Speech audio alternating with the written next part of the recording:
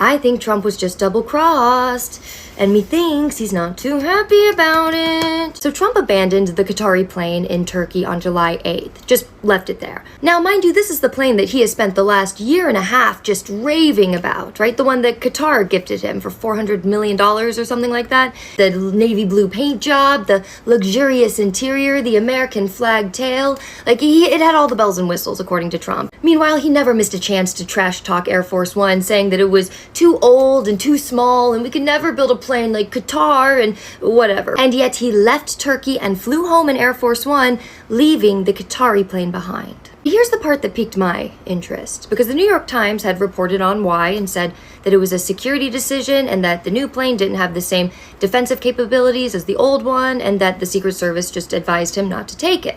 And apparently Trump blew a gasket.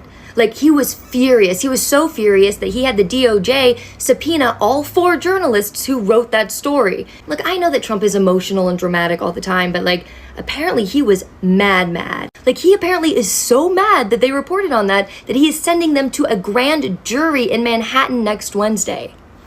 And I think that reaction is really telling. Like, I think something deeper is going on, and I think it starts with Qatar. So the skinny on Qatar is that it has one of the strangest relationships with the United States of any country. It also hosts Ueid Air Base, which is America's largest military installation in the Middle East, and it brokered the US-Iran ceasefire that happened a few weeks earlier. They have been an indispensable middleman in virtually every major Middle East negotiation for the past decade for the US. However, they are also pretty friendly with Hamas, and they housed Hamas's political leadership in Doha for years. So in many ways, Qatar's entire foreign policy is built on the one bet of being in the room with everybody, you know, America, Iran, Hamas, Israel, like all of them at the same time, because the moment that Qatar stops being useful to everybody, it stops being protected by anybody.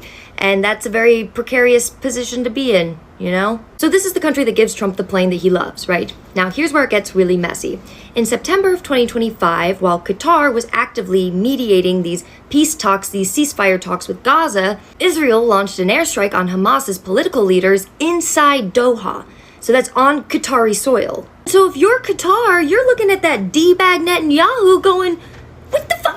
Look at what I was just doing for you. And this pissed Trump off too, and he had to call Netanyahu and say that the decision wasn't advancing Israel or America, and he had to personally broker this apology between Netanyahu to Qatar just to keep the relationship functional, because otherwise he doesn't have any way of negotiating with Iran or with Hamas. And Qatar was like, you know what, we're gonna halt our mediation role. Luckily only temporarily, but the whole architecture of the Gulf diplomacy nearly collapsed because Netanyahu decided to bomb an ally